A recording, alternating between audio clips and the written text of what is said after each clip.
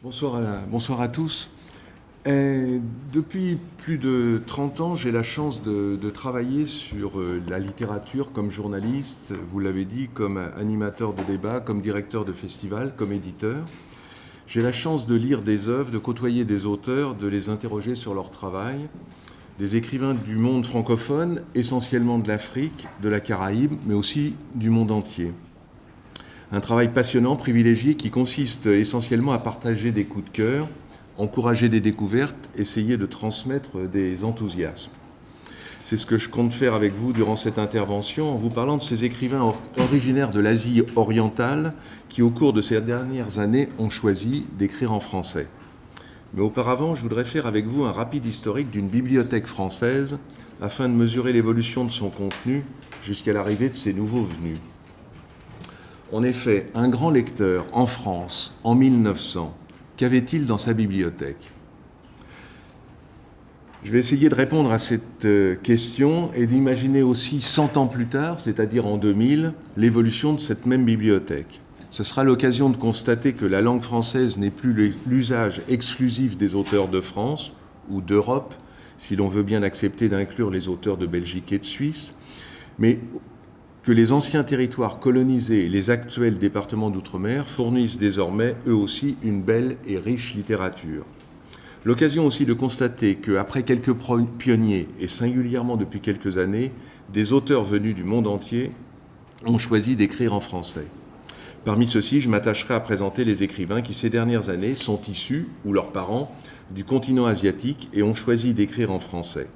Le continent asiatique étant ici entendu dans sa partie la plus orientale, l'Inde, la Chine, le Japon, le Vietnam, le Cambodge ou la Corée. Un proverbe africain dit « Lorsqu'une chèvre est présente, il ne faut pas bêler à sa place ». J'ai donc conscience du risque que je prends en parlant ici de ces auteurs et je dois dès à présent préciser qu'il ne s'agit pas d'un panorama exhaustif, mais d'un choix, d'un regard, d'une lecture de quelques auteurs dont il m'a paru intéressant d'observer la destinée personnelle et de mesurer l'incidence de cette destinée sur le contenu de leurs œuvres. Car tous, qu'ils aient quitté ou non leur pays, qu'ils soient venus en France ou dans un autre pays francophone, enfants, adolescents ou adultes, ou qu'ils soient nés en France de parents issus du continent asiatique, tous ont évoqué dans leurs œuvres, écrites en français, le pays d'avant, le pays de leurs parents. Je tiens aussi à vous demander votre indulgence pour la prononciation au mieux laborieuse et sans doute fautive de bien des noms d'auteurs que je vais citer au cours de cette intervention. Mais revenons à la bibliothèque de notre lecteur ou lectrice en 1900 en France. On y trouve des Grecs et des Latins si ce lecteur a fait du grec et du latin. Des traductions, les incontournables Cervantes, Shakespeare, Dante, Goethe, quelques Russes, Gorky, Tolstoï, Pouchkine, Dostoïevski, quelques Anglais, Defoe et Robinson Crusoe, Dickens, Kipling, Walter Scott avec Ivanhoe, un Polonais, Sienkiewicz avec Quo Vadis, des Américains, Edgar Poe, Mark Twain, Melville et Moby Dick, et sans doute quelques grands textes anonymes, arabes, chinois, indiens ou japonais. Et quelques autres exceptions. Mais tout le reste des rayonnages sera peuplé de livres et d'auteurs français. Ainsi, à l'exception de ces quelques noms cités, l'essentiel de cette bibliothèque est écrit directement en français. L'univers de notre lecteur ou de notre lectrice est français, au mieux européen. Qu'en est-il quelques 100 ans plus tard, en l'an 2000 ? On traduit davantage et sans commune mesure, passant de très peu à beaucoup. On traduit plus vite, les dates des copyrights en attestent. On traduit mieux, on fait appel à des traducteurs professionnels et non plus à des écrivains qui certes amenaient leur talent, mais n'étaient pas tous des traducteurs. Je pense aux écrivains Baudelaire, Nerval ou Gide qui se sont essayés à la traduction. La traduction a amené le monde dans nos bibliothèques et aucun grand lecteur aujourd'hui en France ne saurait ignorer Garcia Marquez et Faulkner, Nabokov, Borges, Lori, Paquin, Kawabata, Mishima, Oe, Murakami. La géographie littéraire de notre lecteur, c'est-à-dire la nôtre, s'est considérablement élargi. Le monde entier est entré dans nos lectures et il est peu de territoires du monde sur lesquels nous ne pouvons trouver des livres de fiction. Au sein de cette bibliothèque, qu'en est-il de l'évolution des livres écrits en français ? Longtemps, un livre écrit en français était un livre écrit par un auteur né en France métropolitaine. Aujourd'hui, si la proportion des écrits en français est moindre du fait de l'accroissement considérable de la traduction, il convient aussi de constater que les auteurs français, européens si l'on tient compte des Belges et des Suisses, ne sont plus les seuls utilisateurs de la langue française. Les ex-territoires colonisés d'hier et les départements d'outre-mer d'aujourd'hui ont, dans un premier temps, enrichi notre univers. Le Proche et le Moyen-Orient, l'Afrique subsaharienne et le Maghreb, la Caraïbe, l'océan Indien, le Québec et quelques autres territoires nord-américains. Tous ces écrivains qui, à des titres divers et sous des formes diverses, comme le disait l'écrivain algérien Kateb Yassine, ont choisi, je cite, d'écrire en français pour dire aux Français qu'ils n'étaient pas français. Pour donner à voir leur terre, pour ne plus être photographiés, mais pour être les photographes de leur histoire et de leur géographie. Ainsi, des écrivains majeurs se sont emparés de, je cite Senghor, cet outil merveilleux trouvé dans les décombres de la décolonisation. Ils l'ont matiné, métissé, greffé de leurs mots, de leur culture et de leur talent. L'Ivoirien Kourouma et son Malinké, le Congolais Sonny Laboutansi et son Lingala, le Malien Amadou Ampateba et son Peul, l'Algérien Kateb Yassine ou Mohamed Dib, le Marocain Shraibi avec l'Arabe et le Berbère, le Libanais Malouf, les Antillais Césaire Glissant ou Chamoiseau avec le créole. À titre d'exemple, les écrivains invités à ce congrès, le Guinéen Tierno Menenambo, la Vietnamienne Kim Thuy, ont pu nous dire la place, la présence ou l'absence de la langue peul ou de la langue vietnamienne dans leurs œuvres. Aux côtés de ces écrivains issus de ces zones historiquement francophones ou partiellement francophones, d'autres écrivains venus d'ailleurs ont eux aussi apporté en français les réalités et les imaginaires de leur pays et peut-être surtout une manière originale et novatrice d'utiliser la langue française et de l'irriguer de leur culture. Il suffit de citer là les immenses pionniers que furent Beckett ou Ionesco. Sans leur apport, le théâtre français du XXe siècle ne serait pas le même. Ces auteurs et d'autres venaient essentiellement d'Europe. Aujourd'hui, durant ces 2 dernières décennies, ce sont d'autres lieux, parfois plus lointains, qui ont enrichi le rayon francophone de nos bibliothèques, au sein desquels on peut trouver des écrivains venus de l'Argentine, Hector Bianchiotti, hier, aujourd'hui Laura Alcoba, d'Afghanistan, Atik Raimi et son prix Goncourt en l'an 2000, d'Iran, Marjane Satrapi, d'Arabie Saoudite ou de Libye, de Grèce ou de Pologne, ou de l'ex-Yougoslavie avec Velibor Čolić. De par le monde, la littérature, l'art d'une façon générale, est très largement redevable aux migrants, émigrants, déplacés, exilés de tous les temps et de tous les lieux, certaines régions ayant été en ce triste domaine plus généreuses que d'autres. Souvent, les guerres, les dictatures et les oppressions de toute nature ont été les complices de leur venue à la langue française, parfois de leur venue à l'écriture. Elles ont contraint les écrivains ou leurs parents à connaître l'exil. Ils ont alors choisi des terres francophones, la France, mais aussi la Belgique, la Suisse ou le Québec, pour s'y réfugier. Et nombre d'entre eux ont choisi de s'exprimer, de le faire en français, dès leur premier livre, ou plus tard pour certains. Parmi ces écrivains venus de loin, vers la langue française, la communauté asiatique a fourni son lot de talents. Quels sont donc ces livres écrits en français par des écrivains originaires d'Asie ? Je vous propose d'observer quelques trajectoires d'écriture issues de la part orientale de ce continent, en choisissant de ne retenir que des écrivains de fiction, de romans et de récits principalement. Tous les écrivains que je vais à présent citer ont, par leur naissance, par leur famille, une origine asiatique. Ils viennent, ou leur famille, des pays ex-colonisés, Vietnam, Cambodge. Ils ont une filiation qui appartient désormais à l'histoire, au passé, qui n'a plus guère de traces littéraires sur place. Ils viennent, ou leur famille, d'autres pays qui n'avaient pas de lien historique récent avec la langue française, l'Inde, la Chine, la Corée, le Japon. Tous écrivent en français, pour certains ils n'ont pas eu d'autre choix. Ils sont souvent publiés par de grands éditeurs français, belges ou suisses, ou québécois, parfois dans des collections de poche. Certains ont obtenu des prix littéraires prestigieux, prix Femina, prix Goncourt des lycéens, prix Albert Londres pour une journaliste, et l'un d'entre eux est à l'Académie française. Tous évoquent le pays quitté par eux-mêmes ou par leurs parents. Par quel chemin sont-ils venus à la langue française? À chaque écrivain, sa route. Et si pour certains, celle-ci fut l'objet d'un choix, pour d'autres, ils ont suivi un destin emprunté par leurs parents ou ont été emportés par les fièvres et les tumultes de l'histoire. Il y a ceux qui sont nés en Asie et qui y sont demeurés. Il s'agit là d'une très ancienne génération, vietnamienne en particulier. L'archétype pourrait être une Nguyen Cac Vienne, l'écrivain et traducteur qui a réuni une anthologie de la littérature vietnamienne en français, qui a toujours vécu au Vietnam, à l'exception de ses années d'études, et qui a conçu l'ensemble de son œuvre dans son pays. Il y a ceux qui sont nés dans une famille mixte. Linda Lê, née d'un père vietnamien et d'une mère française, est venue en France à l'âge de 14 ans. Kim Lefebvre, d'une mère vietnamienne, d'un père français, comme son nom en atteste. Elisa Chua Dussapin, mère coréenne, père française. Ce métissage génétique a donné lieu à un métissage littéraire, du moins dans sa langue et dans son inspiration. Il y a ceux, et c'est l'immense majorité, qui ont quitté, qui ont fui le pays. Ceux qui ont quitté très jeunes, en suivant l'exil de leurs parents. Anna Moy, venue en France à l'âge de 17 ans. Tran Anh Dung, le cinéaste, auteur de 2 films remarqués, Cyclo et L'odeur de la papaye verte. Il est né en 62, il est venu en France à l'âge de 13 ans. Kim Do-han, qui est né à Saigon en 1967, venu à l'âge de 10 ans. Et Kim Thuy, qui est avec nous à ce congrès, né en 68, parti avec les Boat People, avec sa famille, à l'âge de 10 ans.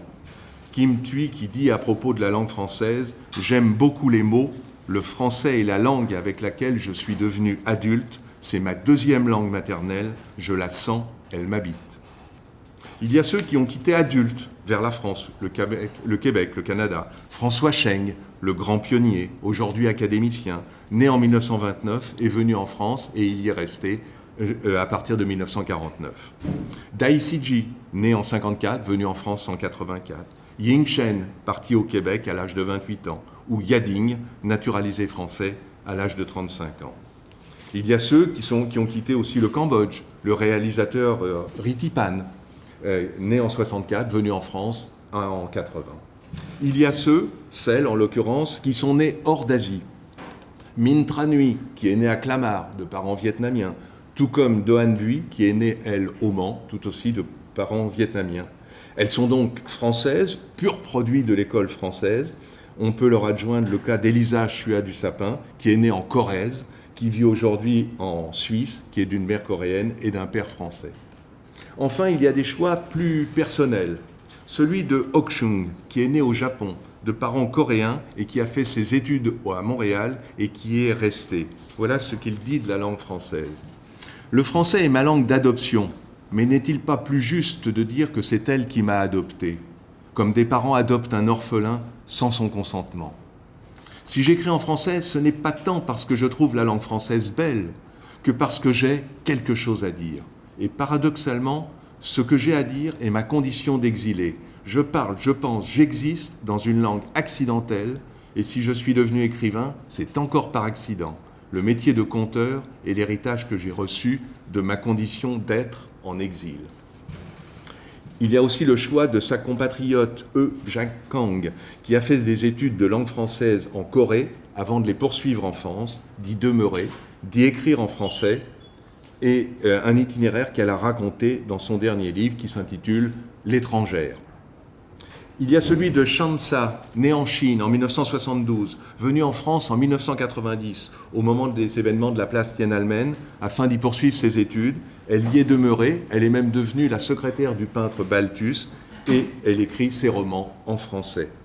Il y a le cas de Shumona Shina, née en Inde, à Calcutta, en 1973. Elle est venue en France en 2001, par amour du pays et par amour de ses poètes. Enfin, il y a les choix très singuliers de 3 écrivains japonais. Celui d'Aki Shimazaki, né en 1954 au Japon, émigré au Canada anglophone, à Vancouver et Toronto. En 1981, elle a donc 27 ans, elle décide d'apprendre le français et d'écrire son œuvre en français. Il y a celui de Ryoko Sekiguchi, né au Japon en 1970, venu à Paris en 1997 et qui a écrit son œuvre en prose, en français, à partir de 2003. Enfin, il y a celui d'Akira Mizubayashi, qui a choisi d'écrire en français tout en demeurant au Japon, où il enseigne la langue et la littérature, un choix qu'il raconte et explique dans Une langue venue d'ailleurs et dans Petit éloge de l'errance. Je le cite. « Comment se fait-il que tu n'aies pas d'accent ?» lui demande-t-on. Oui, j'ai vécu un peu plus de 2 ans à Montpellier, c'est là que j'ai dû l'attraper. Le japonais n'est pas une langue que j'ai choisie. Le français, si. Heureusement, on peut choisir sa langue ou ses langues. Le français est la langue dans laquelle j'ai décidé un jour de me plonger. J'ai adhéré à cette langue, elle m'a adopté. C'est une question d'amour, je l'aime et elle m'aime, si j'ose dire. On me l'a dit souvent que je n'avais pas d'accent. C'est troublant que tu parles comme ça, sans accent. On m'a souvent pris pour un Vietnamien né en France ou un Chinois issu de l'immigration, grandi en France. Chaque fois, j'ai dû expliquer et préciser. Je suis un pur produit japonais. Un jour, mon père m'a montré un petit arbre généalogique qui remontait au moins à 4 ou 5 générations. Pas un seul étranger apparemment, personne qui ne soit venu d'ailleurs. J'ai commencé à apprendre le français à l'âge de 19 ans, à l'université. Le français, c'était purement et simplement une langue étrangère, totalement étrangère au départ. Ma vie se divise en 2 portions de durée inégale. Mes 18 premières années, monolinguistiques, même si j'ai appris l'anglais au collège et au lycée, l'anglais chez moi a toujours gardé le statut de langue étrangère, c'est-à-dire extérieur à moi. La suite de mon existence, de la 19e année à aujourd'hui, placée sous la double appartenance du japonais et du français. L'un a surgi en moi, il s'est ensemencé au fond de moi, d'une certaine manière il était toujours déjà là. Il est, si j'ose dire, de constitution verticale. L'autre, c'est la langue vers laquelle j'ai cheminé avec patience et impatience tout à la fois. Je me suis déplacé vers elle, c'est elle que je suis allé recueillir, tandis qu'elle m'a recueilli en elle. Elle m'est venue de loin, avec un retard considérable de 18 ans. Elle est de nature horizontale, d'une étendue immense, qui conserve toujours des recoins inexplorés, des vides à remplir, des espaces à conquérir. Enfin, il y a le cas peut-être le plus étonnant de ces écrivains, celui de la chinoise Weiwei, qui, durant la révolution culturelle, a été, comme d'autres intellectuels, reléguée aux travaux des champs, avant d'être ramenée en ville et de poursuivre ses études en langue française, afin de devenir interprète pour les médecins chinois envoyés en Afrique francophone. On peut donc à son propos dire et formuler ce surprenant paradoxe, Weiwei a été condamnée à apprendre le français. Elle est ensuite venue en France en 87, à 30 ans, avant d'aller vivre à Manchester. C'est en Europe qu'elle a écrit ses livres, en français. Pour tous ces écrivains, la langue française a été découverte, apprise, selon les trajectoires, au sein de la famille, dans le cadre de l'école, et bien sûr par la pratique quotidienne. Pour ce dernier chemin, c'est le bain linguistique qui a engagé les écrivains à devenir francographes et à mettre ainsi en accord l'écrit de la création avec l'oral de la vie quotidienne. Quelles thématiques ont été abordées par ces auteurs ? L'autobiographie, plus ou moins explicite, elle domine. Souvenirs d'enfance, du pays d'avant, souvenirs amplifiés, déformés par la distance et par le temps, pays fantasmés, idéalisés, les parents, les amours délaissés. Il y a aussi l'évocation d'un passé parfois trouble, opaque, peuplé de silence et de non-dits sur les périodes lourdes et difficiles, les drames personnels conjugués aux drames collectifs. Il y a les violences subies par le pays, par les écrivains ou par leurs parents. Le livre prend soudain des valeurs de témoignage. Il y a ceux qui témoignent de la révolution culturelle chinoise, la relégation, les camps de travail, Weiwei, je viens d'en parler, Yading dans Le Sorgho rouge, Dai Sijie, Balzac et la petite tailleuse chinoise. La guerre du Vietnam est évoquée, avec ses suites, les Boat People, l'exil. Il y a évidemment le génocide khmer, Ritipan, ses films et ses livres. Les artistes du théâtre brûlé, S21, la machine de mort Khmer Rouge, l'image manquante, ou encore l'élimination. Il y a l'histoire de la guerre sino-japonaise, Shansan l'évoque dans La joueuse de Go. Hiroshima, Nagasaki, évoqué par Aki Shimazaki. La catastrophe de Fukushima, plus récemment, Ryeko l'évoque à partir de Paris dans Ce n'est pas un hasard. Il y a aussi le voyage vers la langue française, sa découverte, son apprentissage, ses difficultés, les souvenirs d'école, les souvenirs des maîtres, des professeurs. La découverte d'un pays nouveau, la France ou le Canada ou la Suisse. Il y a l'exil comme thématique, les difficultés à s'adapter, à s'intégrer, les douleurs, l'exclusion.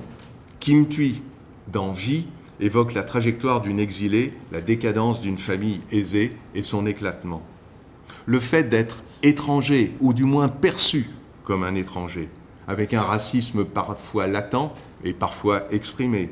Mal connaître le pays d'avant ou ne plus le reconnaître. La complexité d'une identité multiple. Ok Chung en témoigne dans le jeu de mots de son titre. Il intitule un recueil de nouvelles « Nouvelles orientales désorientées ». Enfin, il y a ceux qui sont entre deux cultures. Doan Bui, Minh Tran Nui. Je l'ai dit tout à l'heure, elles sont nées en France. Voilà ce que dit Doan Bui. Nous sommes, mon frère, mes sœurs et moi, des enfants bananes, jaunes à l'extérieur et blancs à l'intérieur. Tous nés en France, des purs produits de la République française. Nous ne parlons pas la langue de nos parents. J'ai tout oublié du vietnamien, ma langue maternelle, celle dans laquelle j'ai appris mes premiers mots. Quand je suis arrivé à l'école maternelle, je ne parlais quasiment pas français. Dans ma courte vie, je n'avais vu que des Vietnamiens. Les visages de mes camarades me semblaient bizarres, avec leurs grands yeux clairs et leurs cheveux blonds. Les enfants se tenaient tous la main, en ronde. La maîtresse me demanda de chanter une chanson. J'aurais voulu entonner l'hymne du Vietnam du Sud que m'apprenait ma grand-mère, mais il fallait chanter « Frère Jacques ». Je ne connaissais pas Frère Jacques. J'entonnais des bribes de la seule chanson en français que mes parents m'avaient apprise, celle d'un album de Brassens, quand Margot dégrafait son corsage pour donner la gougoute à son chat. Voyage au pays des parents, le retour, mais qui n'en est pas un, Shumonashina, qui retourne à Calcutta à l'occasion de l'incinération de son père. Minh Tran Nui, qui, avec la princesse et le pêcheur, va dans un pays qu'elle ne connaît pas, où elle est perçue comme une étrangère. On dit qu'elle est une Viet-Kieu, c'est-à-dire une Vietnamienne de l'extérieur, de la diaspora. Dans son roman, Kim Do-han, L'arrivée, évoque le retour d'un père proche de la mort, qui vient retrouver l'enfant qu'il avait abandonné après la mort de sa femme lors de l'accouchement. Et Kim Thuy, qui est avec nous à ce congrès et qui est exilé vers le Canada, dit ceci à propos de son arrivée au pays, de son arrivée sur la terre canadienne et américaine plus largement. Une fois obtenu, le rêve américain ne nous quitte plus, comme une greffe, une excroissance. La première fois que je suis allé avec mes talons hauts, ma jupe droite et mon porte-documents dans un restaurant-école pour enfants défavorisés à Hanoï, le jeune serveur de ma table n'a pas compris pourquoi je lui parlais vietnamien. Je croyais au début qu'il ne saisissait pas mon accent du Sud, mais à la fin du repas, il m'a dit candidement que j'étais trop grosse pour être une vietnamienne. J'ai traduit cette remarque à mes patrons, qui en rient encore aujourd'hui. J'ai compris plus tard qu'ils ne parlaient pas de mes 45 kilos, mais de ce rêve américain qui m'avait épaissi, empâté, alourdi. Ce rêve américain a donné de l'assurance à ma voix, de la détermination à mes gestes, de la précision à mes désirs, de la vitesse à ma démarche, de la force à mon regard. Ce rêve américain m'a fait croire que je pouvais tout avoir, que je pouvais me déplacer en voiture avec chauffeur et en même temps mesurer le poids des courges transportées sur une bicyclette, que je pouvais danser au même rythme que les filles qui se déhanchaient au bar pour étourdir les hommes au portefeuille bien garni, que je pouvais vivre dans ma grande villa d'expatriés et accompagner les enfants aux pieds nus jusqu'à leur école installée directement sur le trottoir. Mais ce jeune serveur m'a rappelé que je ne pouvais pas tout avoir, que je n'avais plus le droit de me proclamer vietnamienne parce que j'avais perdu leur fragilité, leur incertitude, leur peur, et il avait raison de me reprendre. La rencontre au pays, elle peut se faire, comme l'a décrit Elisa Chua du Sapin, dans un hiver à Sokcho. C'est l'histoire d'un bédéiste normand qui se rend en Corée et qui rencontre une jeune franco-coréenne, et ils échangent sur les impressions mutuelles qu'ils peuvent partager avec ce pays. Il y a évidemment le choc des cultures, les différences entre les langues, ce qui peut être dit et ce qui demeure indicible, la problématique du comment dire, les écarts linguistiques, culturels entre les langues. Je vous cite un extrait de Weiwei.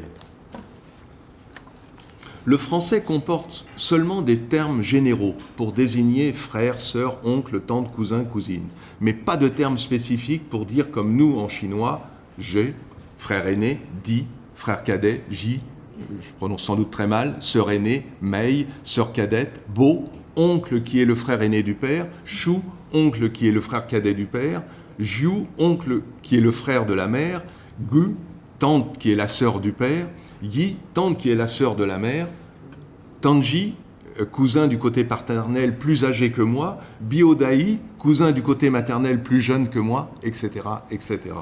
Dépourvu d'un langage similaire en français, je perds d'un coup tous mes repères.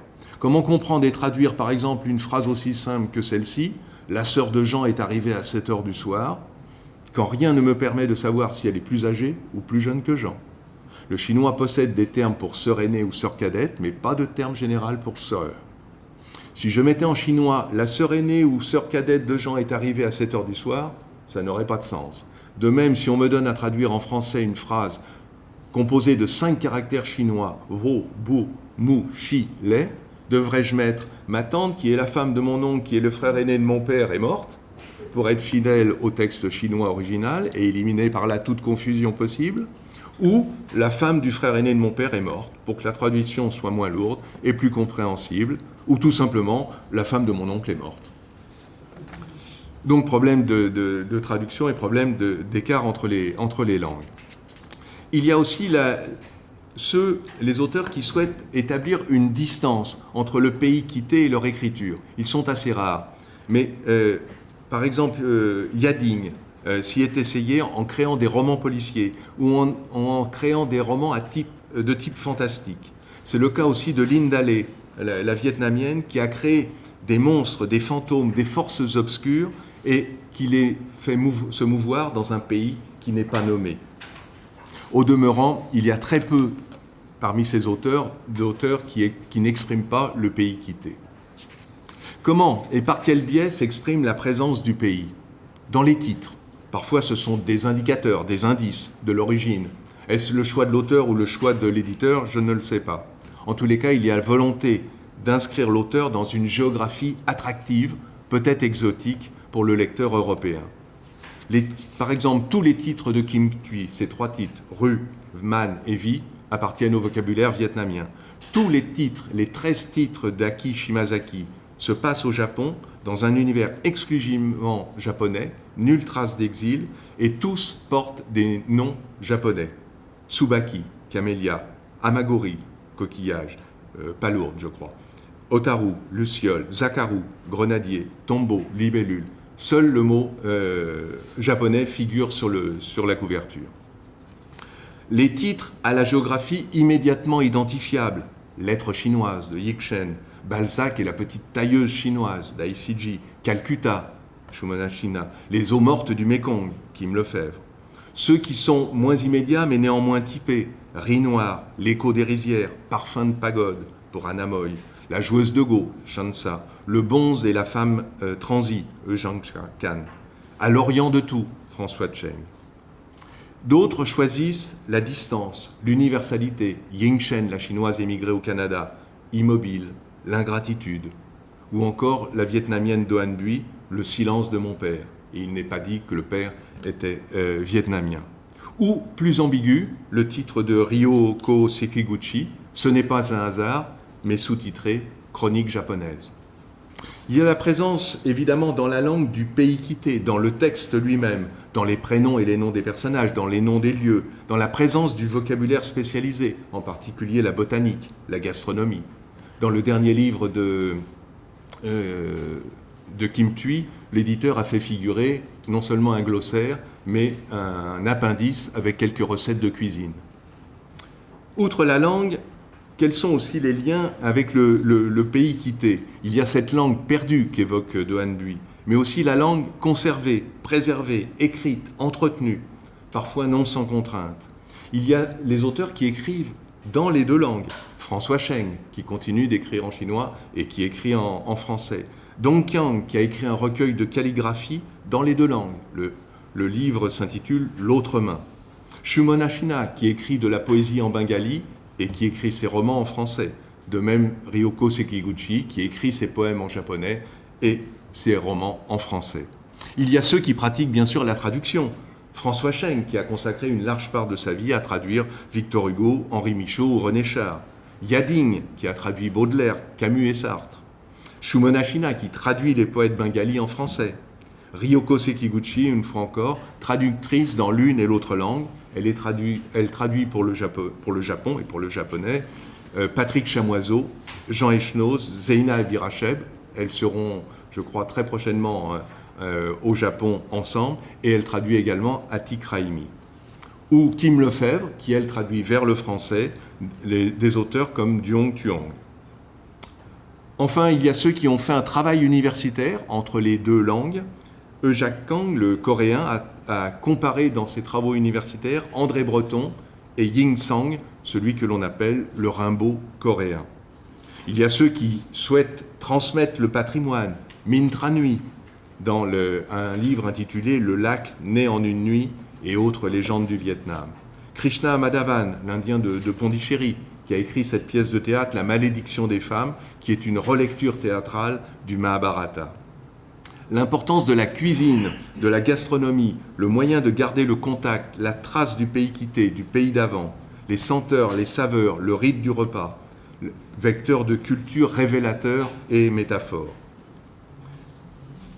Je précise que Ryoko Sekiguchi est aussi, par exemple, critique gastronomique. Et elle a écrit des livres sur le goût. L'un s'intitule L'Astringent, l'autre s'intitule Fade. Enfin, le dernier, Le Club des gourmets et autres cuisines japonaises. Recueil de 10 nouvelles consacrées à la gastronomie japonaise par 10 écrivains japonais. En conclusion, je souhaiterais évoquer les raisons qui ont conduit les écrivains vers l'écriture. Quelles ont été les raisons profondes, les motivations de l'écriture? Les écrivains ont sans doute souhaité dire le pays, le donner à voir aux autres. Ils ont souhaité également garder un lien, marquer une filiation, non sans parfois une certaine nostalgie. Pour certains d'entre eux, cette évocation d'un pays peu ou mal connu, d'un pays découvert à travers le regard prisme déformant des parents, est un moyen de témoigner, parfois de rendre hommage à ses parents, à ce pays. Peut-être même pour certains s'agit-il d'une sorte de dette envers le pays et ses habitants quittés. Ces écrivains s'expriment pour beaucoup loin de la terre évoquée, une distance tout à la fois géographique et temporelle. Ils écrivent de Paris, de Montréal, de Vancouver, d'Angleterre ou de Suisse. Ils écrivent dans un temps qui les éloigne toujours davantage du pays. Ils sont dans ce paradoxe de la distance qui éloigne et de la distance qui permet de mieux voir. Ils sont dans ce paradoxe du temps qui éloigne et dissipe les souvenirs et qui permet aussi peut-être de regarder avec plus de lucidité. Ils ont un regard enrichi par les découvertes accumulées dans le pays d'accueil. Ils sont riches d'une autre culture, mais aussi peut-être victimes d'un autre prisme déformant.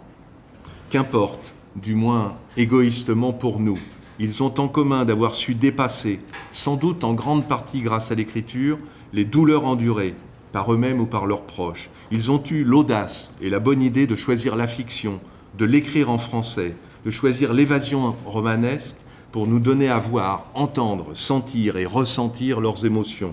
Ils ont su nous donner, c'est mon cas et je vous le souhaite, le plaisir de quelques belles heures de lecture.